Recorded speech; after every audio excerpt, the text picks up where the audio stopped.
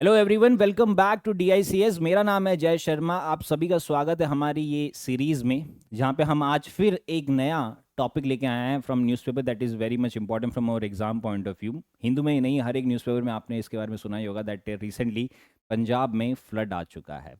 But usually जब हम एक फ्लड के बारे में पढ़ते हैं तो हमारे माइंड में कुछ चीज़ें आती है कि फ्लड क्यों हुआ था। या तो बहुत ज़्यादा बारिश हुई है इसलिए फ्लड हुआ है, या फिर हम देखते हैं कि जो नदी है या रिवर है वो ओवरफ्लो हो गई है। बट अगर मैं कहूँ कि आपको अपने अप्रोच को थोड़ा सा और इंट्रोस्पेक्ट करना पड़ेगा, तो ये पंजाब फ्लड सिर्फ एक रिवर ओवरफ्लो वाला इवेंट नहीं है। This is also connected to our agriculture, this is also connected to our environment, this is also connected to our governance, right. यानी कि अगर मैं कहूंगा कि ये पर्टिकुलर टॉपिक आपके एक नहीं, दो नहीं, तीन नहीं, चार GS सब्जेक्ट्स में यूज हो सकता है। यानी कि आप एक टॉपिक को एज एन एग्जाम्पल ले सकते हो चारों सब्जेक्ट में।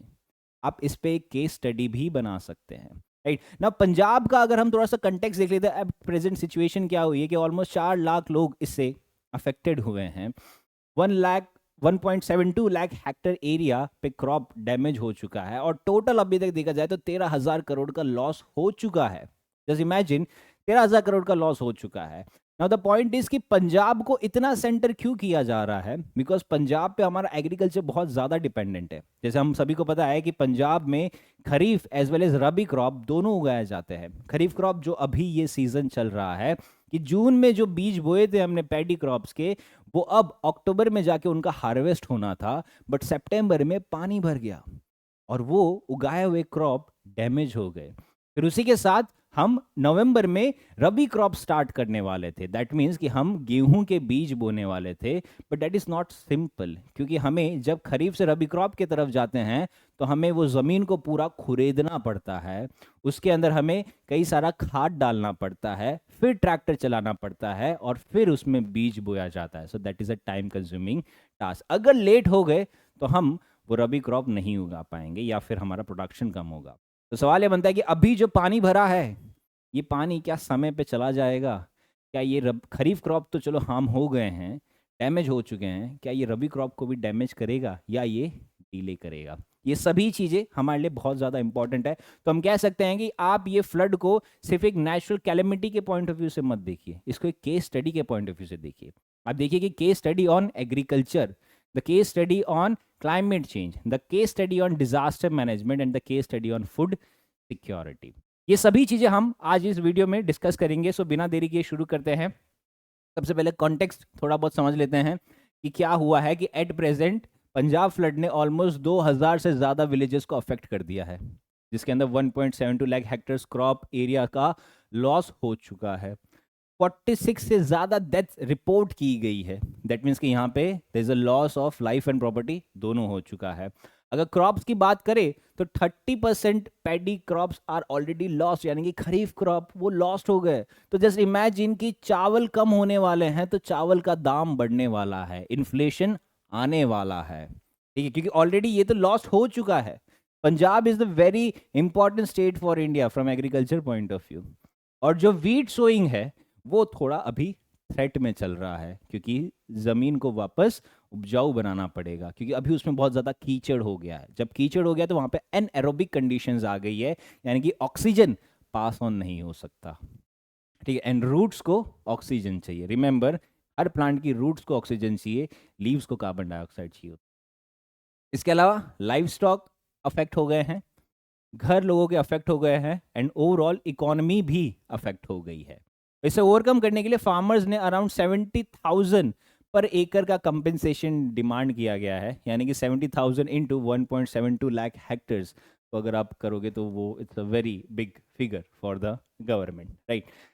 This is the context and data जो हम एज अ बेस बनाने के लिए यूज कर सकते हैं। अब अगर आगे बढ़ते हैं तो सबसे पहले चीज समझते हैं कि पंजाब का क्रॉपिंग साइकिल समझते हैं। That is our static base, जो हमारी ज्योग्राफी का पार्ट है ना। पंजाब का स्टैटिक साइकिल हमें क्या बताता है कि खरीफ सीजन आता है, that is the paddy season, जिसके अंदर जून जुलाई में बीज बोया जाता है और अक्टूबर में वो फसल को हार्वेस्ट किया जाता है, यानी कि कटाई होती है। फिर अक्टूबर के बाद बहुत ही 15 से 20 दिन का समय होता है कि हमें रवि सीजन के लिए बीज बोना होता है, दैट इज अंडर द नवंबर, यानी कि अर्ली नवंबर में ये चीज होती है, जो अप्रैल तक चलता है। फिर हम उसकी कटाई करते हैं, यानी कि हार्वेस्ट किया जाता है, ठीक है। और पंजाब को देखा जाए तो जैसे हमने कहा, is known as the grain bowl of India. क्यों? क्योंकि जो फूड कॉरपोरेशन ऑफ इंडिया है वो ऑलमोस्ट 30% प्रोक्योरमेंट पंजाब से करता है। जस्ट इमेजिन कि सिर्फ एक स्टेट 140 करोड़ की जनता का 30% खाना बना रहा है। This is a very big thing जो हो रही है। सो इन्फ्लेशन बढ़ने वाला है क्योंकि राइस का सप्लाई प्रोडक्शन कम होने वाला है, एंड वीट का अभी तक हमें आइडिया नहीं है, क्योंकि यहाँ क्या कहा जा रहा है कि वीट सोइंग में डिले हो सकता है क्योंकि सॉइल को वापस रेडी करना पड़ेगा। अगर ये डिले होगा तो प्रोडक्शन कम हो सकता है। सो हमने ऑलरेडी खरीफ में तो लॉस हो चुका है हमारा, यानी कि चावल तो कमी होने ही वाली है। फिर अगर गेहूं में भी प्रोडक्शन कम हुआ तो हमारा ऑलरेडी फूड सिक्योरिटी कंसर्न आ जाएगा, यानी कि चावल और गेहूं जो हमारे दो स्टेबल क्रॉप है उसमें कमी होना स्टार्ट हो जाएगी। तो इन्फ्लेशन डेफिनेटली बढ़ने वाला है। ठीक है, तो यहां से तो हमें इसका क्रॉपिंग साइकिल समझ आ गया। अब नेक्स्ट चीज समझनी है कि हमें पंजाब की ज्योग्राफी के बारे में समझना है कि पंजाब की ज्योग्राफी में ऐसा है कि यहाँ पे 4 मेजर रिवर्स है, सतलज, रवि, बीएस, घाघर। अब ये सारी रिवर्स हिमालय से आ रही है, यानी कि या तो वो हिमाचल प्रदेश के थ्रू आ रही है, जम्मू कश्मीर के थ्रू आ रही है, तो वहां से ये मेजर रिवर्स आ रही है। इसके अलावा पंजाब की एक और चीज समझते हैं कि जो मानसून होता है पंजाब में वो 3 से 4 महीने का ही होता है और उस समय उसको 75% ऑफ रेनफॉल मिल जाती है। बट अभी क्या हो गया है कि 1.5 गुना ज्यादा बारिश हो चुकी है, कि जितना ये नॉर्मल था उससे अबाउ, नॉर्मल से अबाउ रेनफॉल पंजाब में हो चुका है। ठीक है, तो दैट मीन्स जो यूजुअली आने वाला मंथ ड्राई होना था, जो जमीन ड्राई होनी थी अक्टूबर हीट से, वो अब वेट है। अब वो मॉइस्चर उठाएगा, वो फिर क्लाउड बनाएगा और वो फिर बारिश करेगा। तो ये एक तरीके का लूप जैसा हम कह सकते हैं। इसके अलावा पंजाब का देखते हैं तो ये फ्लड प्रोन बेसिन्स है। फ्लड प्रोन बेसिन्स है यानी यहाँ पे क्या होता है कि सारी नदियाँ हिमालय से आती है ना। हिमालय इज अ माउंटेन, तो यहाँ से नदियाँ आ रही है, and Punjab is a plain. तो यहाँ से कितनी भी क्लाउड बर्स्ट हो जाए, कितना भी पानी आ जाए, वो सारा बह के नीचे ही आ जाएगा। And Punjab is a plain, ये एक फ्लड प्लेन एरिया है, तो यहाँ पे पानी फैलेगा, यहाँ पे पानी पास नहीं होगा, वो फैलेगा और वहाँ पे ठहरेगा, यानी कि वाटर लॉगिंग हो जाएगा, वो फार्म्स में जाएगा, लोगों के घरों में जाएगा। राइट, तो हम कह सकते हैं कि यहाँ पे फ्लैट टोपोग्राफी है, जहाँ पे हिमालय से पानी आता है, तो पंजाब एक कैचमेंट एरिया है कि वो पानी वहाँ पे कैच होता है, सारा पानी वहाँ पे इकट्ठा होता है। तो देयर आर चांसेस कि जब बारिश अगर हिमालयस में ज़्यादा हो जाती है, मैं अभी पंजाब में नहीं कह रहा, मैं कह रहा हूँ हिमालय में पानी अगर ज़्यादा गिर गया तो नदियाँ ओवरफ्लो हो जाएगी, जो इम्पैक्टमेंट्स है वो सारे ब्रीच होना स्टार्ट हो जाएंगे। तो this is the scenario of Punjab की ज्योग्राफी। राइट, फिर हम देखते हैं कि ये फ्लड के कॉजेज क्या है। 2 मेजर कॉजेज है, natural causes and man made causes. अगर नेचुरल कॉज में हम देखते हैं तो सबसे पहला है कि जो हमने कहा कि मॉनसून जो है वो 53% अबाउ नॉर्मल रेनफॉल हुई है as per the IMD. IMD कह रहा है कि इस बार मॉनसून ही बहुत ज़्यादा गिर रहा है। ठीक है, सेकेंड थिंग बताई गई है कि जो हिमाचल प्रदेश और जम्मू एंड कश्मीर में क्लाउड बर्स्ट है, जैसे मैंने कहा ना कि यहाँ पे हिमाचल प्रदेश और जम्मू एंड कश्मीर है, तो यहाँ पे जब क्लाउड बर्स्ट होगा, यहाँ पे कितना भी पानी गिरा दो वो पानी वहाँ पे ठहरेगा नहीं। क्यों? क्योंकि ग्रेविटी है, तो ग्रेविटी से वो सारा पानी नीचे आ जाएगा और यहाँ पे फ्लड प्लेन है, दैट इज पंजाब, और यहाँ पे पानी रुकेगा क्योंकि ये प्लेन है।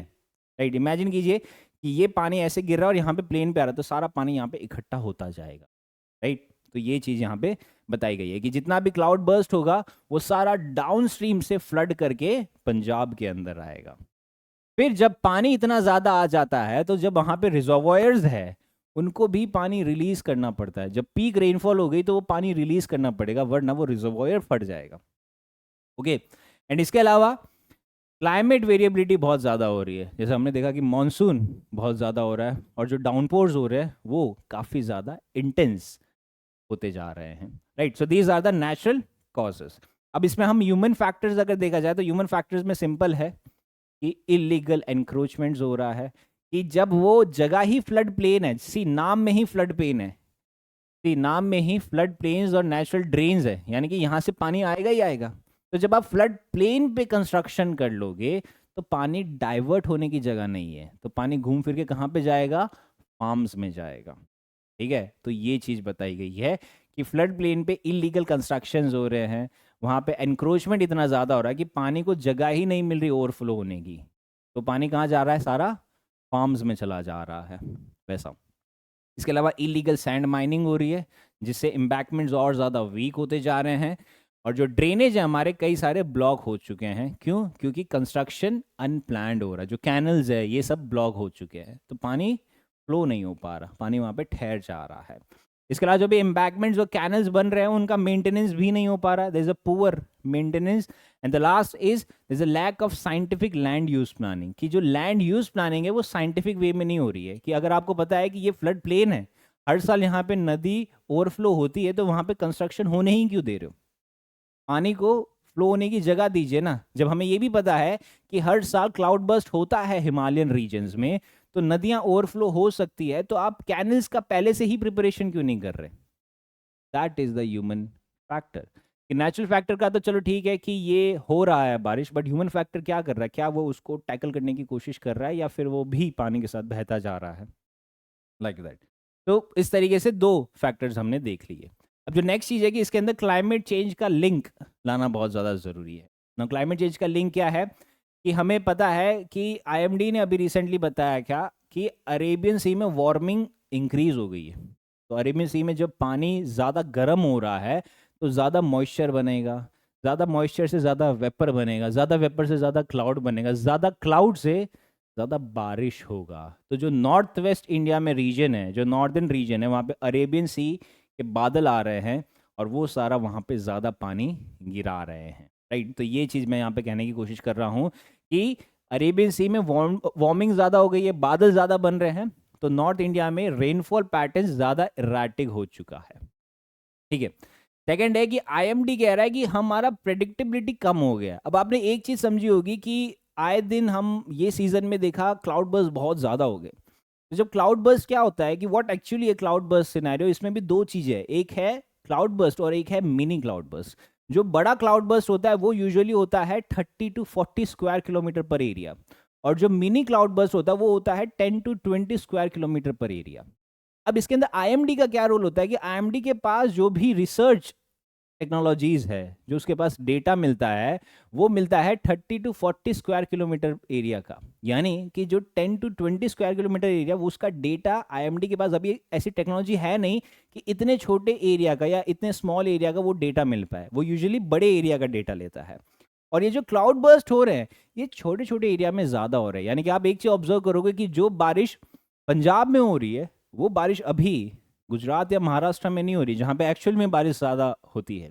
जब गुजरात और महाराष्ट्र में हो रही है तो पंजाब में नहीं हो रही। तो ये चीज़ क्या बता रहा है कि ये जो क्लाउड बर्स्ट हो रहे हैं ना, these are very mini cloud burst. So IMD कहता है कि जब क्लाउड बर्स्ट होता है, जो मिनी क्लाउड बर्स्ट है, हमें उसका डेटा मिलता नहीं है कि क्लाउड बर्स्ट फॉर्मेशन हो रहा है एट 10 to 20 स्क्वायर किलोमीटर पर एरिया। जब वो पानी गिरना स्टार्ट हो जाता है तब आईएमडी को पता चलता है कि क्लाउड बर्स्ट हो गया। सो दैट मीन्स कि ये प्रेडिक्टेबिलिटी और लेस होती जा रही है, और जो बर्स्ट है वो और ज़्यादा इंटेंस होते जा रहे हैं। इसके अलावा आईपीसीसी का अगर हम देखते हैं तो आईपीसीसी की एक 6th असेसमेंट रिपोर्ट आई थी 2018-19 में, जहां पे आईपीसीसी ने कहा था कि developing country like India is more vulnerable towards climate change. क्यों? बोला कि जो साउथ एशिया की कंट्रीज है वहां पे एक्सट्रीम ऑफ इवेंट्स होंगे। एक्सट्रीम ऑफ इवेंट्स यानी कि अगर हीट वेव्स है तो वो बहुत ज़्यादा होगी, अगर कोल्ड वेव्स है तो वो बहुत ज़्यादा होगी, अगर रेनफॉल है तो वो ज़्यादा होगी, वरना नहीं होगी। तो यही चीज़ इंडिया में हम ऑब्जर्व कर रहे हैं कि अगर बारिश है तो बहुत ज़्यादा है, नहीं है तो वो है ही नहीं।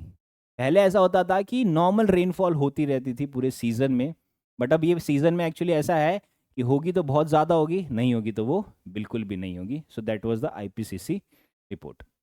इसके अलावा एग्जाम्पल भी आया गया कि पाकिस्तान में भी फ्लड आया था 2022 में, फिर हमने केरला फ्लड भी देखा था 2018 में। So these were quite devastating flood. तो ये तो चलो हमने क्लाइमेट चेंज से लिंक कर लिया। जो नेक्स्ट चीज़ है कि हमें इसका एग्रीकल्चर इम्पैक्ट समझना बहुत ज़्यादा ज़रूरी है, जो अगेन हमारे GS3 के पॉइंट ऑफ व्यू से बहुत ज़्यादा इंपॉर्टेंट है। कि एग्रीकल्चर इम्पैक्ट में हम कह रहे हैं कि जो पैडी क्रॉप है, खरीफ क्रॉप, वो डिस्ट्रॉय हो चुके हैं। क्यों हो चुके हैं? क्योंकि वहाँ पे मक डिपोजिशन हो चुका है। मक डिपोजिशन इन द सेंस कि मैंने क्या कहा कि जब कीचड़ वहाँ पे जमा हो जाता है तो वो एक एनएरोबिक कंडीशन हो जाती है। दैट मीन्स वहाँ से ऑक्सीजन सॉइल में नहीं जा पाता, और सॉइल में प्लांट्स की रूट्स होती है, वो रूट्स को ऑक्सीजन चाहिए होता है। तो जब वहाँ पे एनएरोबिक कंडीशन हो गई है, वो ऑक्सीजन नहीं जा रहा है, तो वो प्लांट ऑटोमेटिकली डेड होना स्टार्ट हो जाएगा, दैट मीन्स कि वो डिस्ट्रॉय हो जाएगा, so that soil is unfit for cultivation. Second है कि जो वीट सोइंग है उसमें डिले होगा। क्यों? क्योंकि जैसे हमने कहा कि खरीफ सीजन जैसे ही खत्म होता है तो ऐसे नहीं कि आज कटाई करिए कल गेहूं के बीज बो देंगे, ऐसा नहीं होता। इसमें एक्चुअली ऐसा होता है कि जब कटाई हो जाती है तो ज़मीन को पूरा खुरेदा जाता है, राइट, उसमें से सारा वेस्ट प्रोडक्ट निकाला जाता है, फिर उसके अंदर खाद वगैरह डाल दिया जाता है, फिर उसके ऊपर वापस मिट्टी डाली जाती है, फिर ट्रैक्टर चलाया जाता है, फिर बीज डाला जाता है। तो ये एक दिन में तो होगा नहीं, this take almost 15 to 20 days, क्योंकि एक छोटे से खेत की बात नहीं कर रहे, सबके बड़े बड़े खेत है, एकर्स में फैले हुए, तो इसको करने में टाइम लगता है। तभी तो वो स्टबल बर्निंग वाला सिनेरियो होता है कि फटाफट वेस्ट को जला दो। ओके, वो भी एक अलग सिनेरियो है, ठीक है। तो वीट सोइंग डिले होगा क्योंकि नवंबर में सोइंग टाइम पे नहीं हो, अगर अर्ली नवंबर में नहीं हुआ तो प्रोडक्शन कम हो सकता है। इसके अलावा कई सारे लाइव स्टॉक जो है वो डेथ रिपोर्ट किए गए हैं, और एक रूरल इकोनॉमी में लाइव स्टॉक उनकी लाइवलीहुड का पार्ट होता है, तो उससे पंजाब में रूरल डिस्ट्रेस और ज़्यादा इंक्रीज होगा। इसके अलावा जो नॉक ऑन इफेक्ट है फॉर एग्रीकल्चर के लिए, हम कह सकते हैं कि ये हमारी सप्लाई शॉर्टेज कर सकता है, क्योंकि खरीफ क्रॉप तो डैमेज हो चुका है 30%। अगर वीट क्रॉप भी टाइम पे सो नहीं हुआ तो वो भी प्रोडक्शन कम होगा, तो सप्लाई शॉर्टेज हो जाएगी, तो उससे जो पब्लिक डिस्ट्रीब्यूशन सिस्टम है वो अफेक्ट करेगा। अब जब सप्लाई कम है पर डिमांड तो उतनी है, तो फूड इन्फ्लेशन और ज़्यादा इंक्रीज हो जाएगा, फार्मर का डेप इंक्रीज हो जाएगा, रूरल एरिया में अनएम्प्लॉयमेंट और ज़्यादा बढ़ जाए, क्योंकि रूरल डिस्ट्रेस बढ़ रहा है। रूरल डिस्ट्रेस बढ़ रहा है यानी कि यहाँ पे पैसा की कमी हो रही है, तो ये चीज़ यहाँ पे हम कंसिडर कर सकते हैं। ओके, फिर अगर इसका इकोनॉमिक इम्पैक्ट देखें, जो हम थोड़ा बहुत देख ही चुके हैं कि ऑलमोस्ट 13,000 करोड़ का लॉस हो चुका है, जिसके अंदर क्रॉप्स है, लाइवलीहुड्स है और इंफ्रास्ट्रक्चर है।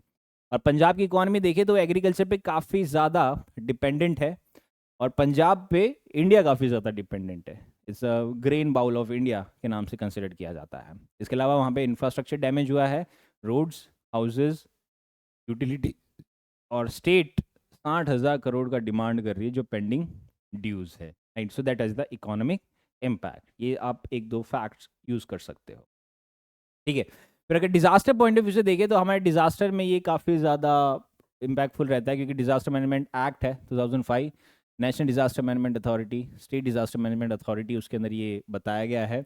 इसके अलावा फ्लड प्रिपेयर्डनेस गाइड बुक बनाई गई थी 2024 में, बट इसका इम्प्लीमेंटेशन नहीं हो पाया। क्यों?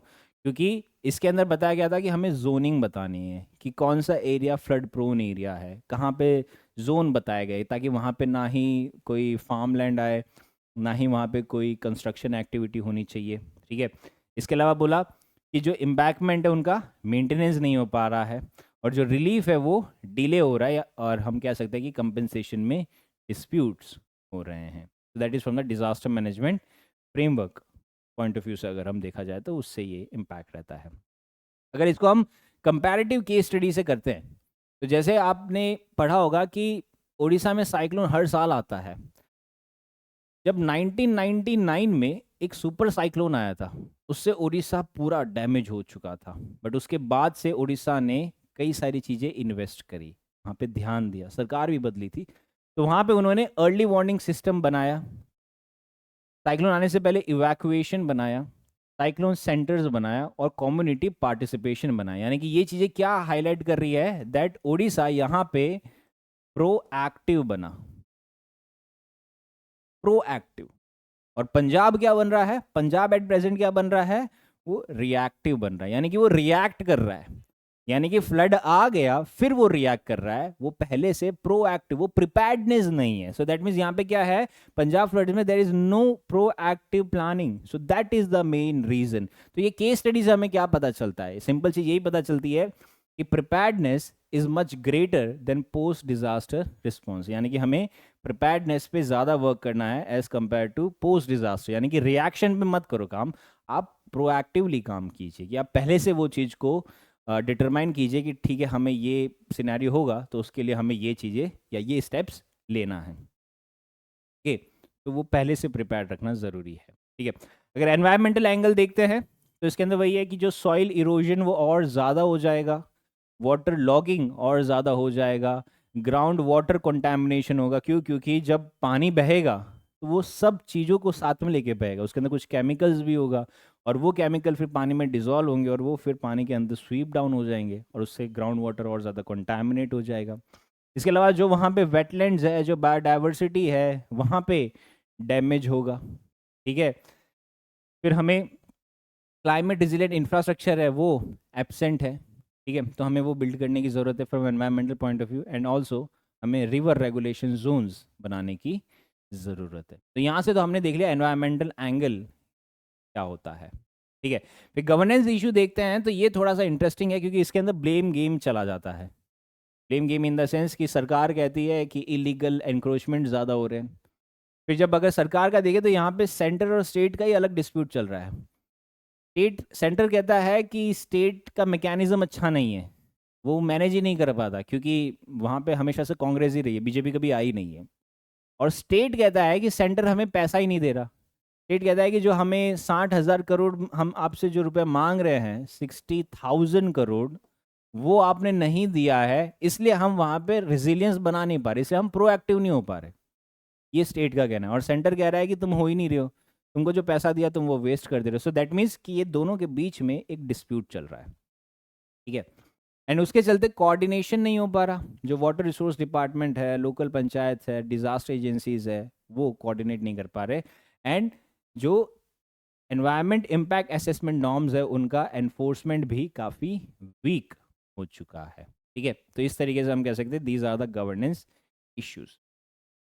ओके, तो ये सब तो हमने पूरा देख लिया कि कौन कौन से सब्जेक्ट्स है, ये कितना ज़्यादा इम्पॉर्टेंट है। अब अगर हम एग्ज़ाम रेलेवेंस देखते हैं तो हमें पता है कि सिलेबस टैगिंग में एक तो GS1 है, जिसके अंदर geophysical phenomena that is flood इसका पार्ट रहता है। GS3 में देखें तो एग्रीकल्चर और food security that is economic development का पार्ट है, डिजास्टर मैनेजमेंट का पार्ट है, एंड इनफैक्ट एनवायरनमेंट का भी पार्ट है। राइट, सो मैंने कहा था ना कि 4 सब्जेक्ट में इसका कोरिलेशन होगा, agriculture, food security, disaster management, environment. ठीक है, फिर अगर PYQ देखें तो इस पर कई सारे PYQs आ चुके हैं। राइट, आप प्लीज़ इसकी प्रैक्टिस ज़रूर कीजिए। 2017 में आया था कि क्रॉपिंग पैटर्न्स इंडिया में क्यों वल्नरेबल है, 2020 में आया कि क्लाइमेट चेंज एक ग्लोबल फिनोमेना है तो इसका लोकल पे क्या इम्पैक्ट होता है, तो उसके अंदर आप ये एक केस स्टडी बना सकते हो पंजाब फ्लड की। फिर आप डिजास्टर प्रिपेयर्डनेस पे भी बता सकते हो कि disaster preparedness is the first step in disaster management. So that mean disaster preparedness means the proactive role, कि ये proactive role is the first step, तो हमें प्रोएक्टिव होना बहुत ज़्यादा ज़रूरी है। So that is from the UPSC relevance and PYQs point of view. इसके अलावा अगर हम इसका वे फॉरवर्ड देखते हैं कि दैट हमने तो ये सारे इश्यूज बता दिए कि अब हम कर क्या सकते हैं, तो इसमें 3 तरीके से हम प्लान बना सकते हैं। पहला है short term plan. Short term plan में कैसा है कि रिलीफ दे दो, कंपनसेट कर दो और क्रॉप इंश्योरेंस दे दो, that is the short term plan कि तुरंत रिलीफ मिल जाएगा।